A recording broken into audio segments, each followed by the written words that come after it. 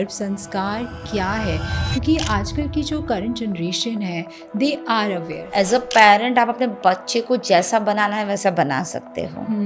तो ये है गर्भ संस्कार। ये जो गर्भ संस्कार है ये शुरू कब से हो जाता है? When it comes in your mind कि हाँ हमें जाना है, the thought of becoming a parent कि अब हमें प्लान करना है, what is the right time, like what's a journey? गर्भ संस्कार की शुरुआत आइडियली देखने जाए तो बिफोर 3 मंथ्स हो जाती है। गर्भ संस्कार पे मैंने बहुत सारी therapies like musical therapy is there, how important these therapies are, आवाज़ की, म्यूजिक की? म्यूजिक ब्रेन डेवलपमेंट के लिए बहुत इंपॉर्टेंट टूल है। मैंने सुना है गर्भ संस्कार में कि the qualities which you want, like किसी को ब्लू आइज चाहिए, किसी को सुपर बेबी चाहिए, किसी को 2 इंटेलिजेंट बेबीज चाहिए, कि हर पेरेंट वांट्स कि मेरा बच्चा मुझसे तो 10 कदम आगे ही हो।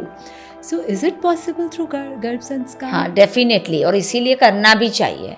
सो आजकल जो जनरेशन है वी ऑलवेज से कि अब pregnant is not only mother now, अब तो फादर इज़ ऑल्सो, दैट दोनों की जर्नी है वो, as a father and mother, तो they both are pregnant, right? So how important is a role of a man? 100% important role play करता है father का।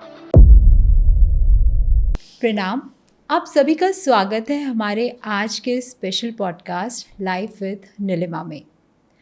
आज का जो हमारा टॉपिक है वो बहुत ही इम्पॉर्टेंट टॉपिक है उन सभी पेरेंट्स के लिए जो पेरेंट बनना चाह रहे हैं, सोच रहे हैं। आज का जो टॉपिक है ये है गर्भ संस्कार पे, nurturing of a child when the baby is in the वूम। और इसके लिए आज हमारे पास जो हमारी एक्सपर्ट हैं, she has a good 10+ years of experience, और इन्होंने मोर देन 10,000 कपल्स को प्रेगनेंसी के दौरान गर्भ संस्कार पूरा ट्रेन किया है। सो मिलते हैं हमारी आज की स्पेशल गेस्ट डॉक्टर खुशबू से। Welcome to the show. Thank you so much for your precious time and inviting me here. Thank you, and we are very very eager you know कि हम जानना चाहते हैं कि गर्भ संस्कार क्या है, क्योंकि आजकल की जो करंट जनरेशन है they are aware, they are little bit spiritually connected, not little bit, I think पहले की जनरेशन से अभी वापस से they are into spiritual awareness, and उन सबको पता है they are coming to the Garbh Sanskar. So for them it is a beautiful way कि वो जो सोच रहे हैं वो संस्कार अपने बच्चे में डालना। So this is such a beautiful, so we want to understand आपसे कि what exactly how meaningful it is. Okay, पहले तो ये है कि गर्भ संस्कार यानी कोई सिर्फ और सिर्फ रिचुअल नहीं है। ओके, राइट, हम बेबी का प्रोग्रामिंग कर रहे हैं इन द वूम। जी, यानी एज अ पेरेंट आप अपने बच्चे को जैसा बनाना है वैसा बना सकते हो। तो ये है गर्भ संस्कार। ओके, और अगर एज अ आयुर्वेदा एक्सपर्ट आप जानना चाहते हो तो वो गर्भ संस्कार 2 शब्द से बना हुआ है, एक गर्भ और एक संस्कार। गर्भ यानी फिटस, जो बच्चा अंदर है उसको हम फिटस कहते हैं, एंड संस्कार यानी बच्चे को संस्कार देना। और आयुर्वेद में इसको बहुत अच्छे से एक्सप्लेन किया है, संस्कारो ही गुणांतराधानम, यानी एक क्वालिटी का दूसरी क्वालिटी में कन्वर्ट करने की जो प्रोसेस है ना उसको संस्कार कहते हैं। So beautiful. उसको एग्जाम्पल के साथ शेयर करें जिससे सब इजीली समझ सकें, क्योंकि आयुर्वेद ऐसा है ना कि थोड़ा डिफिकल्ट रहता है उसकी टर्मिनोलॉजी समझने में। तो एक मूर्तिकार है जी, तो वो क्या करेगा, उसको कोई पत्थर दे देगा तो वो उसको इमेज करता है, फिर अपने इमोशंस डाल के पूरी उसमें से एक मूर्ति बनाता है। तो पत्थर को मूर्ति में कन्वर्ट करने की जो प्रोसेस है ना उसको संस्कार कहते हैं। Okay, same as a parent आपके बच्चे में क्या लाना है उसको लाओ, क्या नहीं लाना है उसको निकाल दो, दैट इज संस्कार। उसको हम गर्भ संस्कार कहते हैं। वाओ। तो पेरेंट ही अपने बच्चे के मूर्तिकार हैं। उसको अपने बच्चे को जैसा बनाना है वैसा ड्यूरिंग द वूम लाइफ कर सकते हैं। राइट, सो ये एक बहुत ही ब्यूटीफुल जर्नी है आई थिंक। तो ये जो गर्भ संस्कार है ये शुरू कब से हो जाता है? When it comes in your mind कि हाँ हमें जाना है, the thought of becoming a parent कि अब हमें प्लान करना है, what is the right time, like what's a journey? It is a good question. गर्भ संस्कार की शुरुआत आइडियली देखने जाए तो बिफोर 3 मंथ्स हो जाती है। जब कपल को लगता है कि अभी हम इस महीने से प्लान करने वाले, जैसे अगस्त में करने वाले हैं, तो उसके 3 महीने पहले से शुरू हो जाती है, जिसको आयुर्वेद में बीज शुद्धि संस्कार कहा गया है, कि जहाँ पे कपल मेंटली फिजिकली प्रिपेयर होते हैं फॉर द न्यू सॉल। तो ये जो 3 महीने की प्रोसेस है उसके साथ भी साइंस है कि स्पर्म को बनने में 84 डेज लगते हैं, ओवम को बनने में 72 डेज लगते हैं। तो वो साइंस भी मान रहा है कि 3 महीना वहाँ पे लगता है। ओके। बट कोई प्रेग्नेंट है, जैसे कोई व्यूवर्स हमारे देख रहे हैं, उनको होता है कि अभी तो मेरा 2nd मंथ चल रहा है या 5th मंथ चल रहा है, 8th मंथ, तो वो कभी भी कर सकते हैं। तो ड्यूरिंग द प्रेगनेंसी भी गर्भ संस्कार होता है। And how long it goes, like it is till delivery या उसके आगे भी है इसका प्रोसेस? बच्चा जब तक अंदर है ना तब तक हम गर्भ संस्कार करते हैं। ओके। बच्चा जैसे ही बाहर आएगा वहाँ पे जात कर्म संस्कार। देखिए नीलिमा जी, हमारे वेदों में संस्कार लिखे हुए हैं, 16 संस्कार। 16 संस्कार है, राइट। हाँ। संस्कार क्या है वेदों के अकॉर्डिंगली देखे जाए तो जब भी हमारी लाइफ का टर्निंग पॉइंट आता है ना, उसको संस्कार कहते हैं। गर्भाधान संस्कार, यानी कपल है वो अभी पेरेंट बनने वाले हैं, तो वो होता है गर्भाधान संस्कार। फिर आता है पुंसवन संस्कार, जब बच्चे में सेंसिस बननी शुरू होती है 3rd मंथ पे, तब जाके पुंसवन संस्कार करते हैं। उसके बाद सीमंतोन्नयन संस्कार आता है, बेबी शावर। राइट। क्यों? क्योंकि मदर अभी एक लेडी एक मदर बनने जा रही है, तो उसको रानी की तरह सजाया जाता है। राइट। तो वो 7th मंथ पे वो होता है। बच्चा जैसे बॉर्न होता है तो जात कर्म संस्कार होता है। अच्छा। बच्चा मदर के साथ एक अम्बाइलिकल कॉर्ड थ्रू जुड़ा होता है। आप भी मदर है, आपको मालूम होगा। राइट। तो वो अम्बाइलिकल कॉर्ड कट करते हैं तब बच्चा मदर से डिटैच होता है। हाँ। तो वो होता है जात कर्म संस्कार। ओके। फिर उसके बाद आता है अन्नप्राशन संस्कार। बच्चे को जब पहली बार अन्न खिलाया जाता है। तो ऐसे बहुत सारे जो 16 संस्कार है वो ऑलरेडी है। तो गर्भ संस्कार जो है बच्चा अंदर है तब तक होता है। उसके बाद जैसे डिटैच हो गया, वो होता है उसकी अगली लाइफ का चैप्टर। उसके बाद गर्भ संस्कार नहीं आता है, बट मदर की सूती का परिचर्या आती है। ओके। जिसको आयुर्वेद में सूती का परिचर्या यानी पोस्टपार्टम कह सकते हैं। ओके। तो 45 डेज वहाँ पे केयर करनी होती है। हमें मालूम ही, हम तो उस जर्नी से सफ़र किए हुए हैं कि पोस्टपार्टम में कितनी सारे इमोशनल चेंजेस होते हैं, मूड स्विंग होते हैं, तो वो फेज तब आता है। ओके। सो जो गर्भ संस्कार है, जो पूरा प्रोसेस है, उसमें जब आपके पास कोई कपल आया एंड दे प्लान्ड कि मुझे now we are in a process and आप यू जस्ट गाइड अस, तो आप उन पेशेंट के अंदर क्या देखते हैं और उन्हें क्या चेंजेस करने के लिए बोलते हैं, या व्हाट यू टच? सपोज मैं एक आपने फीमेल को पेशेंट को देख रहे हैं and the couple is there, they are very nice and वो आपके सामने आए हैं, बट अगर आपको फीमेल के अंदर थोड़ी एंग्जाइटी लग रही है या कुछ प्रीवियस ट्रॉमास हैं which she is already carrying with, so क्या आप उसको पहले उनको हील करने के लिए बोलेंगे? Exactly, good question. उसमें ऐसा ही होता है जब कपल आता है कि अभी they are in a planning phase. और नीलिमा जी, मैंने देखा है कि अभी अवेयरनेस आ गई है कि couple are doing the planning कि नहीं अभी हमें 3 महीने के बाद करनी है या 6 महीने के बाद करनी है, तो we have to be mentally prepare for that. तो वहाँ पे हम उनकी प्रकृति परीक्षण करते हैं। वहाँ पे फिजिकली भी कोई जो वात पित्त कफ में इम्बैलेंस होता है उनको हम बीज शुद्धि संस्कार करते हैं। तो बीज शुद्धि संस्कार कहा जाता है ये 3 महीने में, जहाँ पे फिजिकली कोई डिस्टर्बेंस है तो उसको क्लियर किया जाता है। जैसे कोई हस्बैंड को वायु एग्रीवेशन बहुत है, बहुत ज़्यादा ब्लोटिंग हो रही है, ये सब चीज़ें, तो उनके बॉडी में वायु होगा।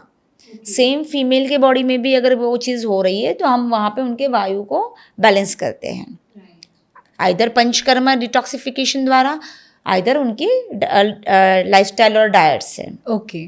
राइट। नंबर 2, मेंटली भी उनको हील करना पड़ेगा, क्योंकि मदर इतनी सारी एंजाइटी लेके चल रही है। राइट। तो वो क्या होगा, उसकी सीधी इफेक्ट उसके ओवम के ऊपर होगी। ओके। मदर के बॉडी में ओवम होता है। राइट। अब ओवम का जो सराउंडिंग एनवायरनमेंट है, ओम यानी स्त्री बीज, तो उसका एनवायरनमेंट कौन बनाता है? मदर की thought process, okay.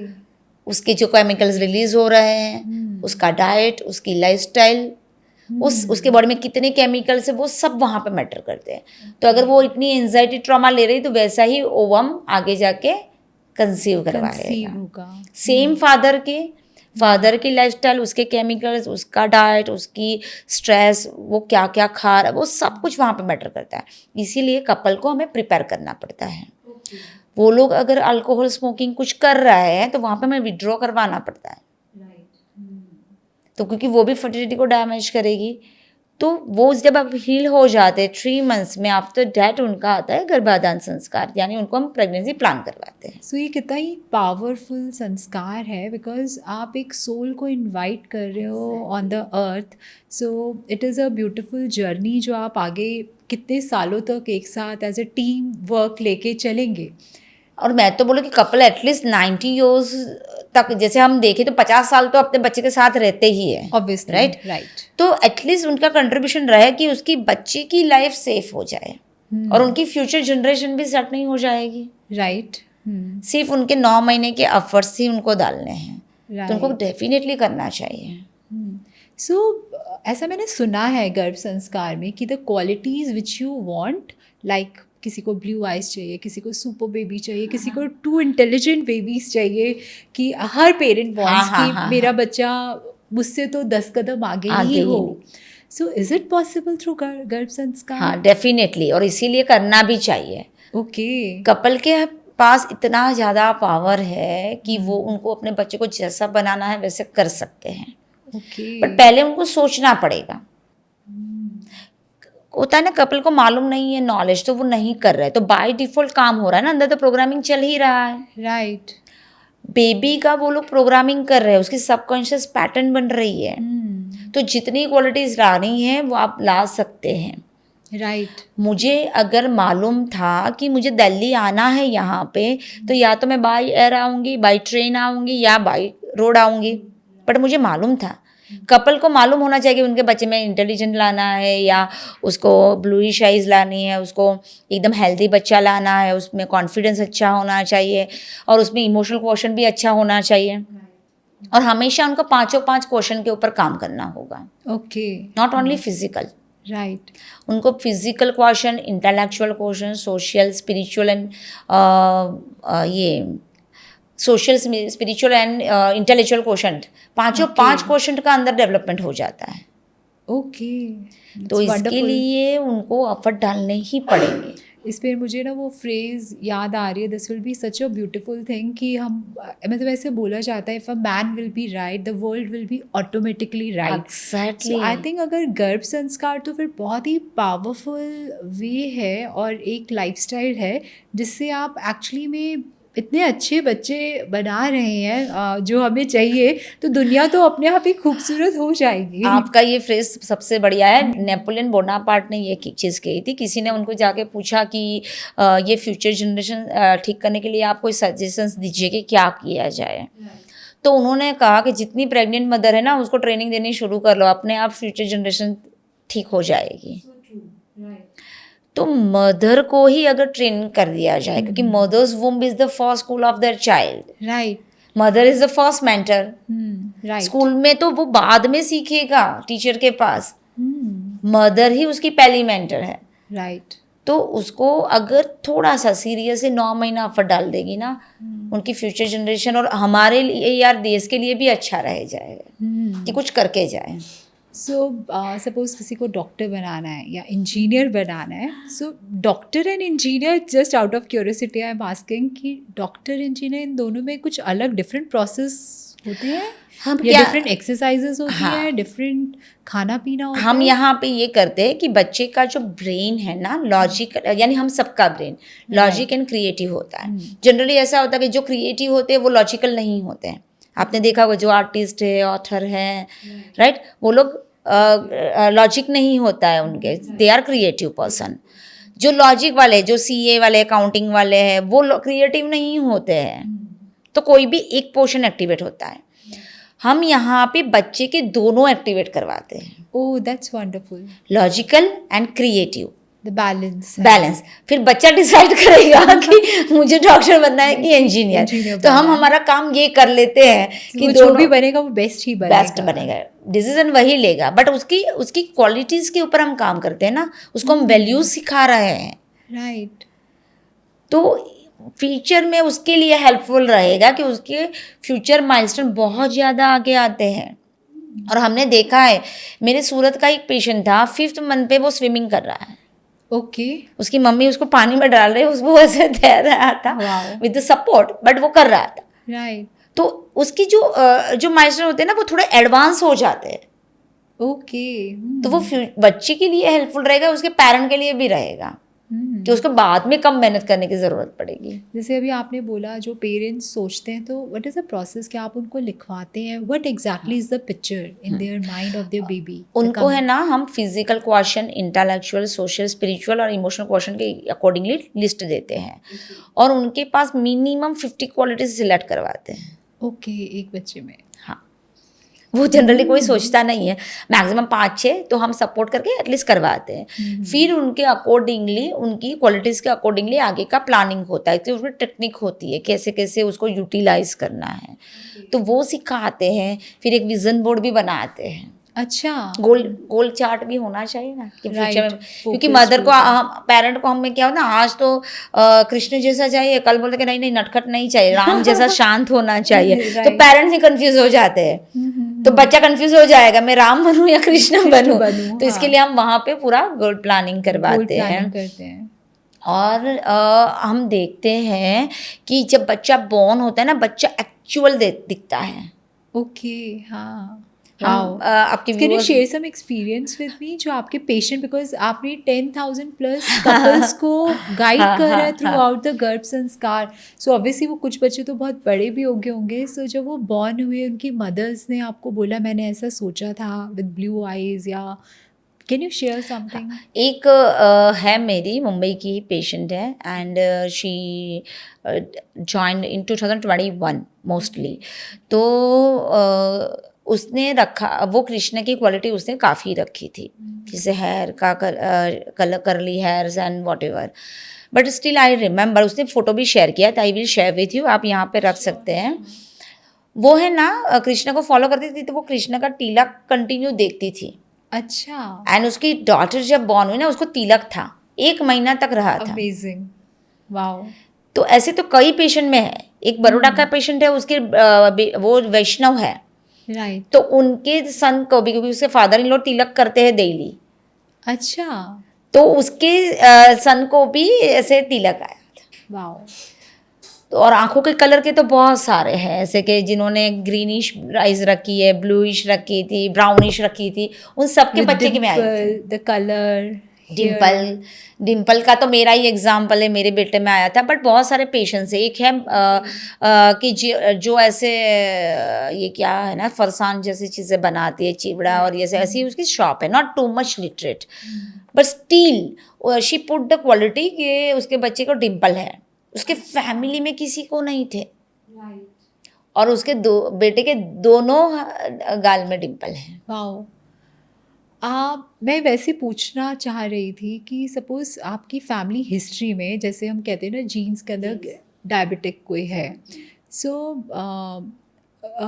Even a couple is diabetic, right, but obviously as a parent मैं अपना बच्चा हेल्दी चाहूँगी, सो मैं नहीं चाहती कि वो चीज़ उसमें आए, सो will garbh sanskar help in this?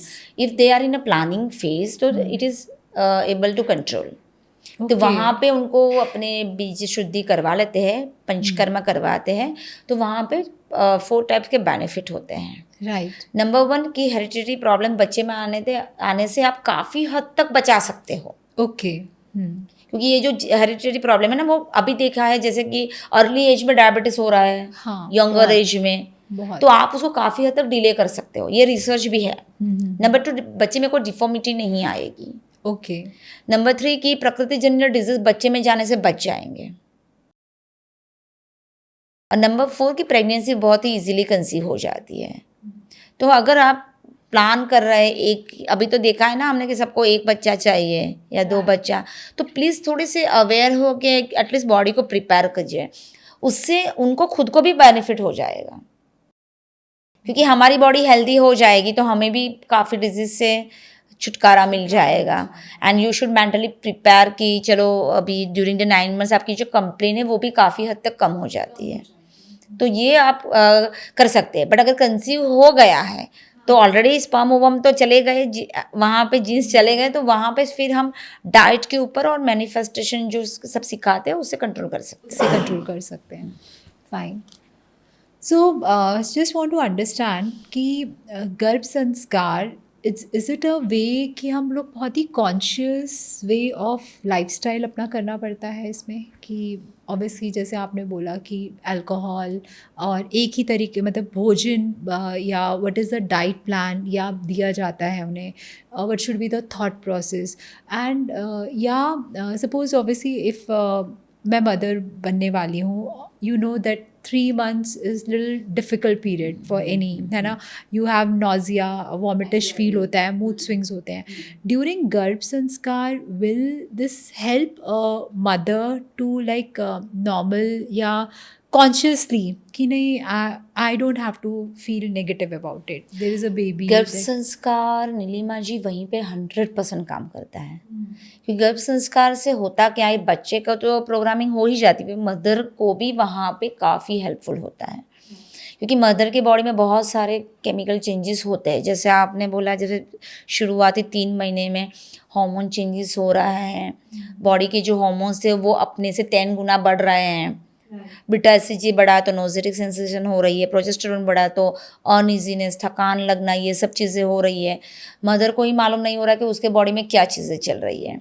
In between रोना आ रहा है, कोई बोलेगा तो भी पसंद नहीं है, तो वो सेटल होने में उसको 3 महीना लग जाता है। राइट। तो अगर वहाँ पे वो सब बिजी रहती है, जैसे जो एक्टिविटी है, स्ट्रेस को रिलीज करने के लिए एक्टिविटी होती है, थोड़ा सा डाइट के ऊपर फोकस कर लेगी, क्योंकि उसको मालूम हो जाएगा कि मुझे यही चीज़ें खानी है। शुरुआती महीने में लाइकर बनता है पानी, यानी बच्चा जो पानी में रहता है वो बच्चे के सब ऑर्गन्स जो वाइटल ऑर्गन है वो बनना शुरू हो जाते हैं।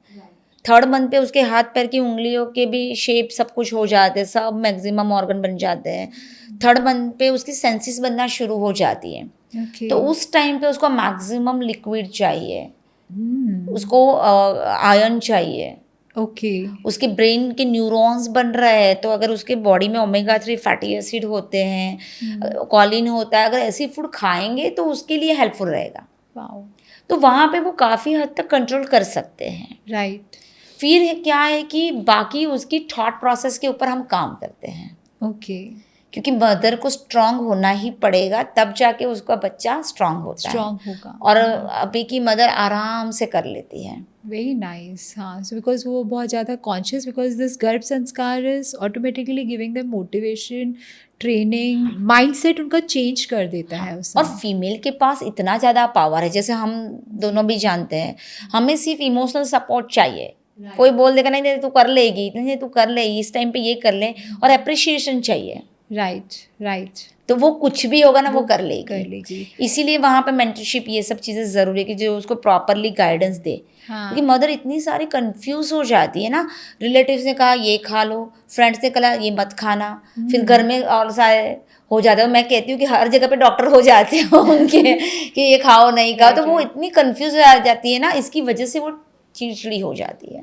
ओके, सो आजकल जो जनरेशन है, वी ऑलवेज से कि अब pregnant is not only mother now, अब तो फादर इज़ ऑल्सो, दैट दोनों की जर्नी है वो, as a father and mother, तो they both are pregnant, right? So how important is the role of a man in that period overall garbh sanskar? 100% important role play करता है father का, क्योंकि father अपने बेबी के साथ इमोशनली अटैच होता है जी। तो फादर का बहुत सारी चीज़ें ड्यूरिंग द प्रेगनेंसी करनी पड़ेगी। तो वो तो बेबी के लिए रहेगा, जैसे उसको वूम टॉक करना है, बेबी के साथ बात करनी है, तो मदर अपने दोनों हाथ रखेगी। जो ये वूम टॉक है, हाँ, ये कौन से मंथ से शुरू हो जाती है? 5th मंथ से। 5th मंथ से, बच्चे की हियरिंग सेंस 16 वीक से शुरू हो जाती है।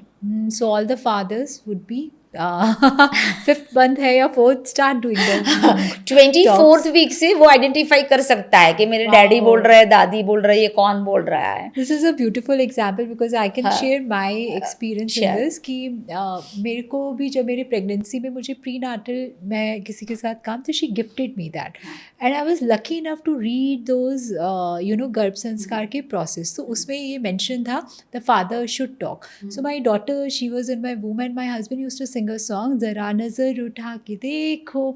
सो वो every time he used to sing that song for her. And when she मतलब वो बाहर आ गई and whenever she cries, so the moment he starts singing this song for Tarini, तो she smiles and look. उसका मुंडन हो रहा था, वो इतना रो रही थी and इन्होंने जैसे गाना शुरू किया, she stop एकदम ऐसे देखना शुरू हो गई. तो वो डेफिनेटली वर्क करता है. इसीलिए हम करते हैं. जैसे आपने अपना एक्सपीरियंस शेयर किया ना, वैसे ही एक ऑप्थेल्मोलॉजिस्ट मेरे पास ज्वाइन हुई थी and she used to sing ये ओम. ओके. तो वो हमेशा ओम चैंटिंग मैं मेरे पास ही आ रही थी तो ओम चैंटिंग करती थी, बट हम सिलेक्ट करवाते कि आपको कौन सा पर्टिकुलर करना है. तो वो ओम करती थी. जब उसकी डॉटर का बॉर्न हो गया एंड शी टोल्ड मी कि जब भी रोती है मैं सिर्फ ओम 3 बार भी बोलती हूँ ना, वो चुप हो जाती है. और जैसे आपने बोला वैसे मेरे साथ भी हुआ था. When I was pregnant in 2010 first time पे and Snehal was at Germany. वो जर्मनी थे और हमारे टाइम पे मालूम है ना कुछ ऐसे व्हाट्सएप वो वीडियो कॉल कुछ होता नहीं था, तो वो रिकॉर्ड करके गए थे. ओके. पूरा गर्भ संवाद अपने वॉइस में.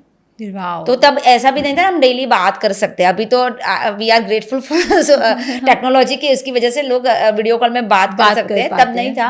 तो वो रिकॉर्ड करके गए थे. मैं वही सुनती रहती थी. ओके. इसीलिए खेवना अपने फादर के साथ बहुत इमोशनली अटैच है. तो वो करना चाहिए. और आपने तो अपना बेस्ट एग्जांपल दे दिया कि ये डेफिनेटली काम करता है. सो this is a beautiful way parents का अपने बच्चे जो वो वूम के अंदर है एक emotional bond banana is very important. और उसके लिए ही गर्भ संवाद सबसे बेस्ट टूल है. क्योंकि उसमें इमोशनल क्वेश्चन उनका सबसे स्ट्रांग होता है. फादर को दूसरी स्टोरी टेलिंग करनी पड़ेगी. राइट. अच्छा, स्टोरी टेलिंग. क्योंकि वैल्यूज वहीं से सीखते हैं ना. मोरल स्टोरीज जो होती है छोटी छोटी, जैसे एग्जाम्पल शेयर करो, मोरल स्टोरीज जो होती है ना उसमें कोई लॉजिक नहीं होता है, इलॉजिक होती है सब. हाँ. इमेजिनरी है. राइट. अगर हमने टॉर्टोइज और रैबिट की स्टोरी हम सब ने अपने बच्चों को भी सुनाई है और हमें मालूम है क्या था. टॉर्टोइज चल रहा था, फिर थक गया, वो धीरे स्लोली था. रैबिट फास्ट था, फिर थक गया, सो गया. तो कोई लॉजिक है उसमें कि वो जब बॉर्डर आ रही है उसी टाइम पे सो गया. राइट. बट मोरल है ना, मोरल है ओवर कॉन्फिडेंस. इमेजिनरी अगर मैं अभी बोल भी रही ना तो हमारे सामने वो पूरी पिक्चर हो गई है, बट मोरल निकला. वैसे ही फादर को स्टोरीज कहनी पड़ेगी. तो जब हम उनको मोरल स्टोरीज कहते हैं ना, उससे बच्चे में एम्पैथी आती है. कोई जज नहीं करता है. अभी मैं आके नीलिमा जी के बोलोगे आपके हेयर बहुत बढ़िया से हैं, राइट, या मुझे आके कोई बोल जाए तो मैं तुरंत सोचूंगी इसका कोई काम होगा इसलिए वो मुझे बोल रहा है, राइट. तो वो क्या है ना, हम जज करते हैं. बच्चे में जब एम्पैथी आती है ना, वो जज नहीं करेगा. तो इसके लिए फादर को उनको स्टोरी करनी पड़ेगी. फादर को बच्चे के लिए तो करना ही है, बट मदर तो पहली है, राइट. तो उसको भी संभालना होगा. तो उसके लिए मदर को इमोशनल सपोर्ट चाहिए. तो जब भी योग कर रहे हैं, एक्सरसाइज कर रहे हैं, साथ में कीजिए, जिससे उसको इमोशनली सपोर्ट मिल जाएगा कि हाँ मेरे साथ भी है. So very important for fathers, आप जब अपनी स्पाउस को इमोशनल सपोर्ट दे रहे हैं, so automatically the baby can feel, because mother उस समय हैप्पी हार्मोन्स शायद रिलीज करते कि someone is holding me, I am not alone. So that security, right. तो वो जो हैप्पी हार्मोन्स है ना, वो बच्चे में जाके, क्योंकि मदर के जो केमिकल्स है वो रिलीज हो गए हैं, उसने हैप्पी हार्मोन रिलीज किए, वो कहाँ जाएंगे, मदर के ब्लड में. मदर के ब्लड वो प्लेसेंटा थ्रू बच्चे में जाएंगे, बच्चे का ब्रेन बन रहा है वहाँ जाएंगे. तो अगर वो हैप्पी हार्मोन रिलीज करे तो वैसा वाला फैक्टर एक्टिवेट हो जाएगा. अगर वो स्ट्रेस लेगी तो कॉर्टिसोल रिलीज हुआ, तो वो बेबी के ब्रेन में जाके परमानेंटली डैमेज करता है, क्योंकि वो स्ट्रेस वाला वहाँ पे जो है पोर्शन वो एक्टिवेट कर लेता है. इसीलिए हम कहते हैं कि और वहाँ पे नीलिमा जी कोई फिल्टर नहीं है, राइट. प्लेसेंटा में है कोई छन्नी? नहीं, बिल्कुल नहीं। कि हैप्पी हार्मोन को ही जाने दो और मैं सैड वाले नहीं जाने दो। नेचुरल, हाँ। नेचुरल, तो वो केमिकल जाएगा, तो आपकी ही फ्यूचर के लिए अच्छा रहेगा। तो 9 महीना प्लीज अपने मदर को, वाइफ को और बच्चे इम्पोर्टेंट है को कॉन्शियसली रहना गर्भ संस्कार Exactly. के अकॉर्डिंग, लाइक आप conscious for specially for fathers, you know, I understand आजकल का जो लाइफस्टाइल है, lot of people are working in corporate houses, right, so वहाँ पे बहुत ही प्रेशर वाला ही जॉब होता है, but still when you are planning a soul to come and welcoming a soul to come in your life, so conscious living से आप automatically enter करेंगे, अपनी वाइफ को हंसते हुए देखेंगे। एग्जैक्टली। सो और वैसे भी it's स्ट्रेस a तो big हर thing. किसी के लाइफ में है ना, कि स्ट्रेस को तो रिलीज करना सीखना ही पड़ेगा। बट आई थिंक उससे ज़्यादा अगर हम ऐसा सोच लें, द मोमेंट की जब वो बेबी हमारे हाथ में आएगा, द विश, Exactly. वो ज़्यादा इम्पॉर्टेंट है, तो उसके Important लिए है। तो 100 स्ट्रेस दूर। तो वो उनके माइंडसेट को उनको प्रिपेयर करना वेरी पड़ेगा। इंपॉर्टेंट ऑन हाँ, माइंडसेट तो पार्ट। फादर का अगर वहाँ पे कंट्रीब्यूशन होगा तो फिर क्या होता है ना कि बच्चा अपने फादर के साथ भी इमोशनली इतना ही अटैच रहेगा जितनी मदर के साथ होता मदर है। के साथ है, right. So as per you, what is a biological or the physical fit, like, you know, is it like, हाँ पहले कहते थे जैसे 20 years is the age for the right time कि आप पेरेंट्स बने, या बिफोर 30 आप पेरेंट्स अपने 2 बच्चे तो कर ही लीजिए। सो बट आजकल देखा गया है जो लोग 30s के बाद प्लान कर रहे हैं, क्योंकि उनका माइंडसेट है कि हम पहले सेटल हो जाएं, गाड़ी हो जाए, घर कर लें, फिर बच्चे को आराम से लेकर आएंगे। The way they struggle, they don't want कि बिल्कुल बच्चों को प्रिंस एंड प्रिंसेस जैसे रखना चाहते हैं, सो उसके लिए वो पहले, then they have problems in conceiving, then कि लेट हो रहा, बच्चा नहीं पैदा हो रहा, is there any problem? So इसमें मैंने I think I ask 2 questions कि what is a biological right age as per you, और मतलब whatever you guide to us, like. देखिए, जो बायोलॉजी क्लॉक की आप बात कर रहे हैं वो पहले की थी, वो अभी भी वही सेम ही है। अच्छा। आइडली देखने के लिए जाए तो वो सेम ही है, but due to lifestyle generation ये अभी बढ़ रही है। जैसे 18 to 23 आइडियली देखा जाए तो बेस्ट थी, बट अभी वो एज तो नहीं कंसिडर करेंगे। तो अभी क्या होता है कि 22 to 28 फीमेल के लिए आइडियल होती है फॉर बोथ द बेबीज। हाँ, दोनों पहले आप हाँ, ले लीजिए। और बोथ नहीं, पहला बच्चा तो आपको 22 से 28 के बीच में ला ही दीजिए। ओके। और मेल के लिए 23 to 29। ओके। कि अगर आपको बच्चा लाना है तो ये एज में आइडियली ला दीजिए, क्योंकि लाना है तो लाओ। फिर क्या होता है ना कि देखा है यही चीज़ें मैंने कि पहले गोल अचीव कर लो, 3-4 साल लगा दिए, सब कुछ ले लिया कि बच्चे के लिए सब फाइनेंशियली हम सेटल हो जाए, फिर जाके प्लान करते तो 1-2 साल तक तो मालूम ही नहीं होता है कि प्रेगनेंसी रुकने में दिक्कत आ रही है, और फिर जो कमाए थे वो सब चले जाते हैं ट्रीटमेंट में। ओके, हाँ। तो उसकी जगह आप थोड़ा सा सीरियसली लेके लाना है तो एक बच्चा ला दीजिए, फिर आप अपने गोल को अचीव करोगे, पूरी लाइफ है ही। आजकल बहुत पेरेंट्स एक ही बच्चे पे आ गए हैं, बट ये है ना कि बिफोर एटलीस्ट 32-33 पहले तो ला ही दो। मैं तो 28 वाली ही एज कहूँगी। ओके। 28 बेस्ट एज है फीमेल को लानी है तो, क्योंकि मेल फर्टिलिटी के भी इतने ही इश्यूज बढ़ रहे हैं अभी। I know even you take care of infertility also a big time, right? So ऐसा देखा गया है कि बहुत लोग कंसीव कर ही नहीं पा रहे हैं, या there is a problem.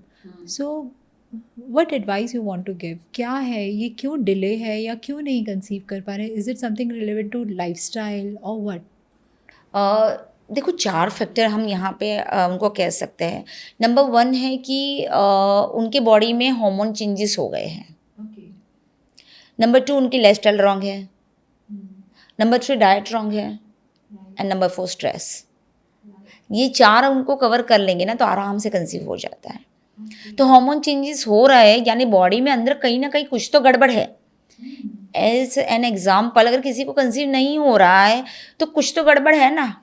क्या या तो एग्स बनने में दिक्कत आ रही है, या रप्चर होने में दिक्कत आ रही है, या स्पर्म की क्वालिटी कम है, या मोटिलिटी कम है, तो कहीं ना कहीं कुछ तो गड़बड़ है। तो रूट कोज के ऊपर अगर हम काम करते हैं ना तो आराम से हो जाता है। फिर आपकी उनकी लाइफस्टाइल अगर प्रॉपरली कर ली जाए, जैसे हमने देखा है कि लेट नाइट तक जगना, सुबह में लेट उठना, तो वहाँ पे बायोलॉजिकल क्लॉक जैसे ही डिस्टर्ब होगी ना, हार्मोन्स डिस्टर्ब होंगे ही। नंबर 3, रॉन्ग डाइट, जितना अनाप शनाप खाना, कोई भी टाइम पे खाना, डिनर भी रात को 11 बजे हो रहा है, लंच 3-4 बजे हो रहा है, राइट। तो आयुर्वेद में तो काल होते हैं कौन से टाइम पे खाना होता है, तो वहाँ पे वो भी डिस्टर्ब हो रहा है। और फूड भी कैसे खाया जा रहा है, जंक खा रहा है, प्रिजर्वेटिव वाला खा रहा है, अजीनोमोटो, ये सब डैमेज कर रहा है अंदर। अब मैदा की बात करें कि जो कुछ भी जंक खाते हैं, मैदा जाता है, मैदा डाइजेस्ट होने में 4 से 5 दिन लगता है, इंटेस्टाइन से निकलता नहीं है। अब आप सोचिए कि जो इंटेस्टाइन की फ्लोरा है वहाँ पे वो मैदा जाता ही नहीं है, क्योंकि उसमें कोई न्यूट्रिएंट्स ही नहीं है, एब्जॉर्ब भी नहीं हो रहा है, बाहर निकलने में भी 4-5 दिन लगते हैं, वहाँ से सब कुछ शुरू हो जाता है। तो फूड के ऊपर। एंड नंबर 4, स्ट्रेस, तो वो स्ट्रेस की वजह से ज़्यादातर फर्टिलिटी इश्यूज बढ़ रहे हैं। So stress, the best remedy is meditation. Meditation, breath work कीजिए, EFT भी कर सकते हैं, और मेडिटेशन तो सबसे बेस्ट है। राइट, दोनों मिलके करिए। Okay, how important is the role of overall atmosphere, overall family members, overall मतलब if a woman is expecting now, तो उनका ध्यान रखना, इवन उसके फादर जो भी एज अ कपल है, so is it like atmosphere का, लाइफस्टाइल का, फूड हैबिट का, so do you give them a diet chart और हाँ, थेरेपीज, और what therapies and what diet chart, how it actually affects? बहुत सारी चीज़ें होती है यहाँ पे, बट अगर आप डाइट चार्ट के बारे में बात करना चाहते हो, तो डाइट उनको प्रॉपरली फॉलो करना पड़ता है। जैसे हर मंथ में कौन सा ऑर्गन बनता है उसके अकॉर्डिंगली डाइट होता है, बट अगर इन जनरल भी लेना है तो यू शुड फोकस के आपके डाइट में ओमेगा 3 फैटी एसिड हो, तो आपके डाइट में नट्स होने चाहिए, सीड्स होने चाहिए, 3 फ्रूट्स होने चाहिए, 3 सर्विंग आपकी ग्रीन चीज़ें होनी चाहिए, यानी स्मूदी ले लिया आपने, ग्रीन वेजिटेबल्स ले लिया या सूप ले लिया, 3 प्रोटीन सर्विंग जाने चाहिए, दाल हो गई, स्प्राउट्स हो गए, या कोई पनीर ले लिया, कोकोनट वाटर यानी 3 जूसेस वाली चीज़ें होनी चाहिए, 3 ग्लास यानी 250 ml 3 times, 750 ml milk mother को पीना चाहिए, जिससे उसको कैल्शियम भी प्रॉपरली मिल जाए। तो ये सब चीज़ें उसको, 3 फ्रेश फ्रूट्स होने चाहिए। तो ये आइडियल डाइट प्लान उनका रहता है, तो उनको ये फोकस करना चाहिए। नंबर 2 कि आपने पूछा एनवायरनमेंट क्या, क्योंकि पूरी फैमिली का कैसा रहता है, 100% रोल रहता है। नीलिमा जी, मेरे पास पेशेंट आए थे, 2017 की बात है, एंड वो माइट बी बिहार की थी, बट वो ऑफलाइन में आ रही थी, वहीं पे रहती थी। उसके हस्बैंड ने बाई फोर्स करवाया था, वो क्लासेस कर रही थी, बहुत सारी चीज़ें, बट इन बिटवीन हमेशा होता है ना, हिस्ट्री मालूम नहीं होती, तो उसका हस्बैंड उसको मेंटली अब्यूज़ करता था, यानी बहुत सारा टॉर्चर करता था, तुझे बहुत ज़्यादा प्रेशर, फैमिली का प्रेशर था, तो she was crying in front of me. Okay, बहुत सारा रोती थी, तो मैं उसको बताती थी कि ये तेरे बेबी में जाएगा, अच्छा, तो उसको सिखाती भी थी, फिर भी उसको इतना सारा एंजाइटी फियर था उसके टाइम पे। तो मैंने उसकी केस में ये चीज़ देखी थी कि उसका बच्चा जब बॉर्न हुआ, उसकी बेटी, वो अपने फादर को देखते ही रोने लग जाती है। ओके, तो ये होता है, इसीलिए इम्पोर्टेंस होता है कि आपका फैमिली एनवायरनमेंट कैसे है, बच्चा आपसे दूर रहेगा, तो वो हर इमोशंस अंदर जा रहा है, हाँ, वो कैच कर रहा है। मदर ने जो फील किया वह हर इमोशंस फीलिंग्स जा रही है अंदर। राइट, तो मदर अगर रोती है, मेरे पास है image, I will share with you, कि एक मदर की सोनोग्राफी हुई, मदर को हंसाया गया, अच्छा, हाँ, तो बच्चा अंदर स्माइल कर रहा है। How sweet. और एक दूसरी में मदर को रुलाया गया, मदर रो रही थी, उसको बहुत ज़्यादा प्रेशर हुआ, तो बच्चा रो रहा था। Oh, very important for all the mothers to be, please be happy, and all the fathers to keep her happy always, and even the family members. Exactly. It's really very important, क्योंकि आप एक soul को ला रहे ला हैं, आप रहे हैं। Design कर रहे हो, तो why not to make a beautiful and you have an opportunity कि एक नई सोल को आप ला रहे हैं, सोल आपको सिलेक्ट कर रही सिलेक्ट है। कर रही है। ओशो कहते हैं कि ये सराउंडिंग में सोल घूमती है, अच्छे पेरेंट्स ढूंढ रही है, राइट तो उसके लिए यू शुड मेंटली प्रिपेयर ना। श्री Right. कृष्ण तो तब भी कह के गए थे संभवामी युगे युगे, राइट पर किसी को देवकी वासुदेव नहीं बनना है, हाँ राइट। तो एज ए पेरेंट हमारा बहुत ज़्यादा कंट्रीब्यूशन होता है, और अगर कोई सोल आपको सिलेक्ट कर रही है तो यू शुड बी ग्रेटफुल। तो ऐसा नहीं कि बच्चा ला दो, उसको अच्छे से ट्रेन करो ना। फिर बच्चा आने के बाद हम बोलते हैं कि ये ऐसा है, ये ऐसा है, ये ऐसा है, बट हमने 9 महीना क्या किया था, बच्चे की वही प्रोग्रामिंग हुई। तो गर्भ संस्कार नीलिमा जी हम कहना चाहेंगे कि वो एक लॉ है, ग्रेविटेशन लॉ है ना। ये बॉटल को हम नीचे गिराएंगे तो वो नीचे ही गिरेगी, बट मैं मना करूँगी नहीं नहीं मैं ग्रेविटेशन में नहीं मानूंगी और मैं उसको डालूंगी, वो नीचे ही जाएगा। गर्भ संस्कार सेम है, वो लॉ है, आप मानो या नहीं मानो वो काम तो करेगा। मानेंगे तो उसको पॉजिटिव वे से करेगा, नहीं मानेंगे तो बाय डिफॉल्ट बच्चे में जो होगा ना वो हो जाएगा। सो मीन कि मदर के इमोशन, इवन फादर के emotion really matters a lot. So अगर आपका बहुत ही पॉजिटिव इमोशन है, it will help to create a good bond Exactly. With, हाँ एथिक्स आएंगे, एक बहुत ही अच्छा रिलेशनशिप डेवलप होगा फॉर द फ्यूचर। सो अच्छा, just a question arises because now I am a mother of a teenagers now, Okay. Right. So अगर मेरे बिकॉज आपने अपने बच्चों को गर्भ संस्कार के थ्रू पैदा किया है, so can you see a changes, because teenage में बच्चे आते आते उनके अंदर भी lot of hormonal changes are happening, they are irritated, they are frustrated, but जो बच्चे गर्भ संस्कार के थ्रू पैदा हुए हैं, will this help during the teenagers? Exactly क्योंकि मेरी डॉटर भी 15 ईयर्स की है, तो उसके भी जो हार्मोन्स है वो मुझे मालूम था कि 10 के बाद वो, अभी तो प्यूबर्टी भी स्टार्ट अर्ली हो जाती है। सो आई सजेस्टेड हर कि मैं उसको मिल्क प्रोडक्ट कम देती थी बाद में, क्योंकि काऊ को भी ऑक्सीटोसिन दे के वो लोग मिल्क प्रोडक्ट करवाते हैं ना, तो अभी मैंने कम किया, तो उसकी प्यूबर्टी 13 में स्टार्ट हुई। बट वहाँ पे एक चीज़ होती है कि कई बार होता है ना कि एज अ मदर अगर हमारे मुंह से कुछ गलत निकल गया, अगर हम एंगर जोन में या कुछ होता है, या इन जनरल भी अगर हम सजेशंस देते हैं कि चल तू ये नहीं करेगी, तेरे लिए ये होता है, तुझे याद ही नहीं रहता है या कुछ है, बट मैंने प्रेगनेंसी के दौरान तो कह दिया था कि आप में नरेंद्र मोदी जी जैसा बहुत कॉन्फिडेंस है, ओके राइट। तो कॉन्फिडेंस के लिए मैंने नरेंद्र मोदी जी को रखा था, कोई भी रख सकता है, तो कॉन्फिडेंस वाली क्वालिटी मैंने उस पर डाल दी थी। ओके, तो अभी क्या होता है कि कोई कुछ भी बोलेगा, वो शी इज कॉन्फिडेंट इनफ, मुझे तो आई विल हाँ, मैनेज, कोई बोलेगा कि ये स्टेज पे तो बोल नहीं सकता, कैसे होगा, बट वो बोलता है कि मेरे में तो कॉन्फिडेंस है, मेरे में तो स्किल है, तो वो मानते नहीं है जल्दी। ओके, तो ये डिफरेंस है। टीनेज में होता है, जो हार्मोन चेंजेस होते हैं वो थोड़े से तो होंगे, राइट, बट एज वहाँ पे पेरेंटिंग का रोल आ जाता है हमारा, क्योंकि जनरेशन गैप होता है ना, राइट, ये जेनजी जनरेशन वाले हैं, हम Right. मिलेनियम, तो वहाँ पे थोड़ा सा अंडरस्टैंडिंग वाली थिंकिंग उनको कहनी पड़ती है। बट लकीली मेरे घर में है कि हम लोग सब लोग manifestation, thought process, what is NLP, किस तरह से आरएस फैक्टर होता है, किस तरह से सब कॉन्शियस की इम्प्रिंटिंग, वो हम सब जानते हैं। तो हमारा तो रिचुअल ही है कि रात को ग्रैटिट्यूड करके सोना है, रात को ईएफटी करनी है, होपोनोपोनो करनी है, सब कुछ कर रही है, तो वो हम सब साथ में करते हैं। This is so beautiful. So that means एक बच्चा जब आ रहा है तो आपका घर के अंदर कितने पॉजिटिव चेंजेस हो रहे हैं, राइट। जैसे कोई एक आता है, हम कितनी तैयारियां करते हैं, तो these all are like very positive.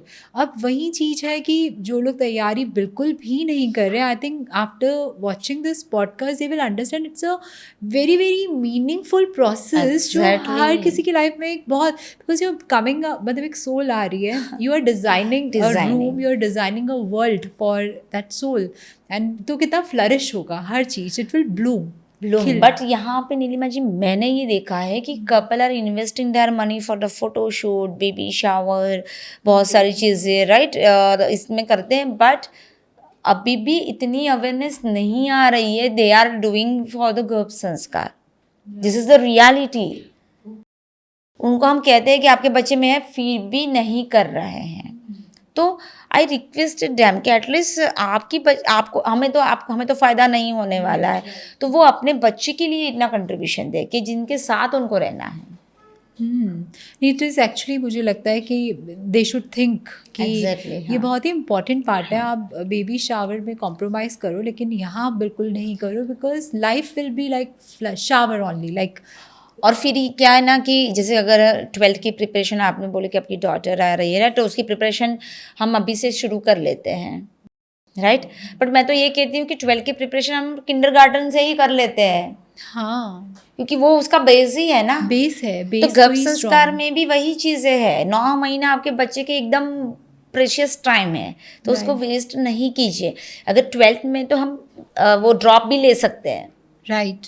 यहाँ पे थोड़ी होगा कि चलो नहीं बच्चा नहीं इसमें है। नहीं करेंगे, दूसरे में सोचेंगे कि एक ही बच्चा ला रहा है, तो राइट। उनको टाइम ज़रा भी वेस्ट नहीं करना चाहिए यहाँ पे।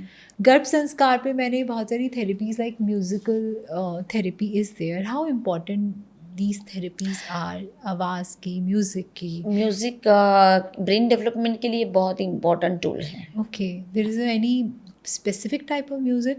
हाँ, उसमें तो भरत मुनि ने हर मंत्र के राग कहे हैं। जो ओके, ऑर्गन डेवलप होते हैं उसके अकॉर्डिंगली राग रहते तो हैं। आपको उसके मीनिंग भी मैंने सुना है, जैसे कुछ लोग ना बस लगाते हैं, दे सुनते हैं but they don't know the meaning. उसमें मीनिंग नहीं भी मालूम होगा तो प्रॉब्लम नहीं है, अच्छा। क्योंकि बच्चे की एक ही सेंस ऐसी है जो आउटर वर्ल्ड से कनेक्टेड है, hearing.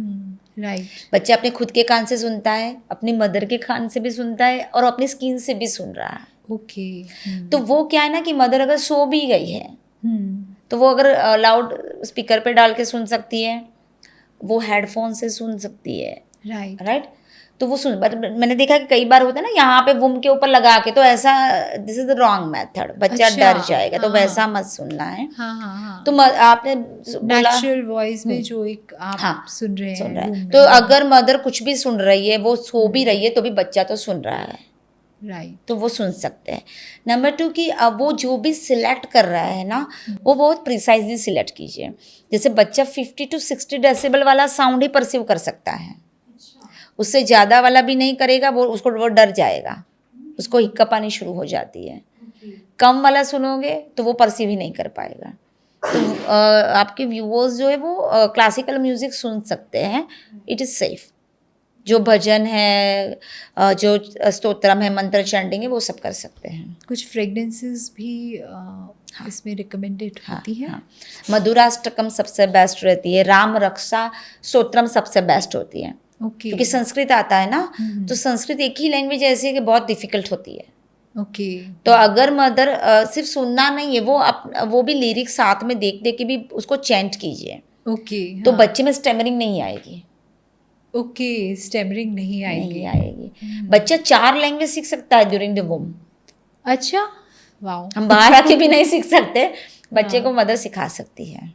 Okay, if I want to discuss about the Western culture and the Indian culture, India culture of this prenatal parenting, west के अंदर बच्चे को पैदा होते ही मतलब वो लोग सेपरेट रूम में with all the instruments, but हमारे यहाँ पे बच्चे को मदर अपने पास सुलाती है, उसका भी फीड रीज़न है। करती है एंड लोरी सुना रही है, अपने हाथों से हाँ, खिला हाँ। भी रही है सब। सो विच इज़, मतलब मैं अगर कंपेयर कर रही हूँ, हमारा वाला बेटर रहेगा। ओके, उसका भारत माता रीज़न की है, जय। हाँ।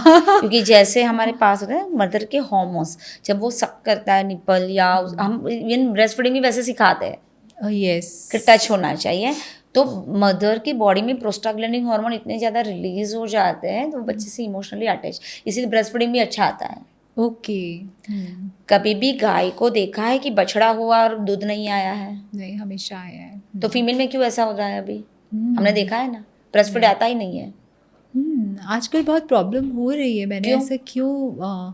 एक तो बिकॉज स्ट्रेस, हाँ, और दूसरा बहुत सारे केमिकल्स ऑलरेडी वो ले लेती है। एंड आई थिंक अभी बच्चा पैदा होते they keep it in nursery also, Delhi में ऐसा बहुत है।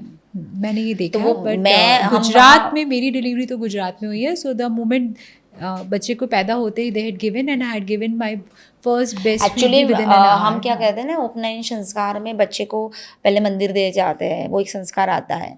अब यहाँ पे बच्चे सीधे हॉस्पिटल में ही चेहरा देख रहे हैं, तो वो हम रेकमेंड नहीं करते। बट ये है कि ये मदर के साथ ही होना चाहिए एटलीस्ट 15-20 डेज तो और बच्चा मदर को आइडेंटिफाई करता है उसकी आवाज़ से और स्मेल से, इसके लिए हम ऐसे रेकमेंड करते हैं।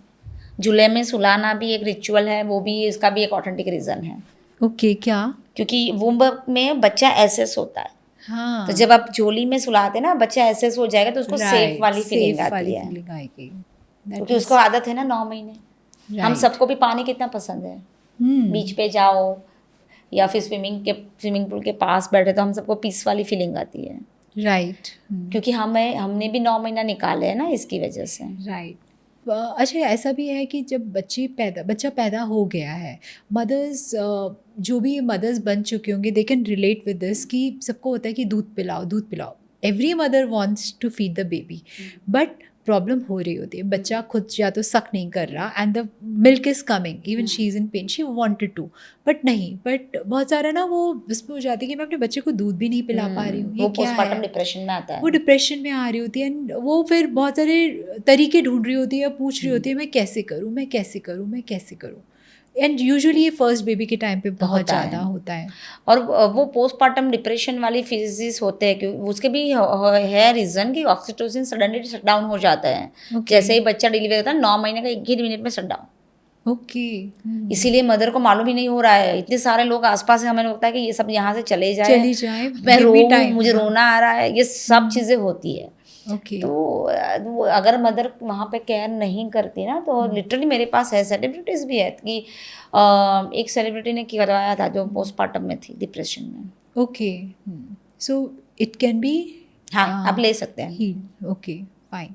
आफ्टर दिस पॉडकास्ट, आपको एक मिनी कोर्स भी दिया जाएगा for all the viewers, which will really help you to understand about the Garbh, पूरा संस्कार क्या होता है, उसका मीनिंग क्या है and how it helps. And even आप अपने घर पे भी जो भी अभी वुड बी मदर्स हैं या प्लानिंग कर रहे हैं, it will really a good guide to them, right? So thank you so much for being with us, and it is really very very meaningful podcast for us. मुझे बहुत कुछ, I think viewers को भी बहुत कुछ इससे पता चला, क्योंकि आजकल की जो अपकमिंग जनरेशन है, they are very much aware and they are coming. Obviously जब आपने 10,000 प्लस करा है, so you can understand the awareness and you had seen the result also. So it's a journey.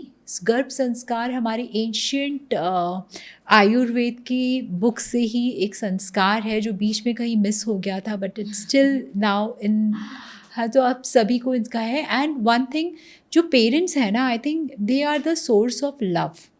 वो आपको अपने बच्चे को और कुछ दे पाए या ना दे पाए, but they are the only single source of love जो अनकंडीशनल लव तो हमेशा देंगे ही देंगे। So for that love and the feeling of a parent, right, so I think you will see and feel the love for your child through this podcast, through Dr. Khushbu ji.